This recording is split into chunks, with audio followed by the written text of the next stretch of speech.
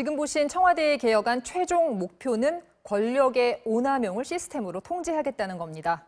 개혁안이 시행되려면 국회에서 법을 고쳐야 하는데 이제 공은 국회로 넘어갔습니다. 임명현 기자입니다. 이미 허위로 드러난 서울시 공무원 유우성 씨 간첩 조작 사건은 국정원의 대표적인 대공수사권 오남용 사례로 꼽힙니다. 개혁안에서 청와대는 국정원의 정보 기능과 수사 기능을 분리할 뜻을 명확히 했습니다. 미국에서 정보는 CIA가, 수사는 FBI가 담당하는 것을 예로 들었습니다. 개혁안을 보면 정보기관이 대통령 직속인 건 미국과 같고 수사기관은 미국이 법무부 산하인 반면 우리는 경찰청 산하로 가게 됩니다. 청와대 측은 경찰에 이미 대공수사 기능이 있다고 설명하고 대신 이 기능이 오남용되지 않도록 통제하겠다고 밝혔습니다. 경찰위원회를 실질화하고 공공형사변호인 제도를 도입해서 경찰권이 오남용되지 않도록 견제 통제 장치를 강화하겠습니다.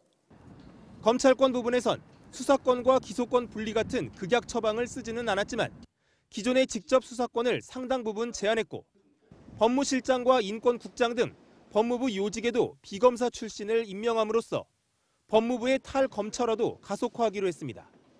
다만 경찰 권력의 경우는 자치경찰제와 경찰위원회를 강화해 권력 분산을 한다고는 하지만 국정원의 대공수사권과 검찰의 직접 수사 기능까지 상당 부분 넘겨받는 만큼 비대화에 대한 우려가 존재합니다. 수사권, 대공수사권이 남용될 때 그것을 막을 수 있는 감시기구나 법적 제도 장치 마련이 선행될 필요가 있다고 생각합니다.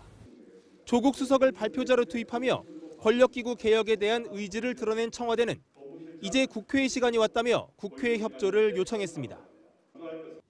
하지만 대공수사권 이관과 공수처 설치 등 핵심 쟁점을 놓고선 여야의 입장차가 큰 상황입니다.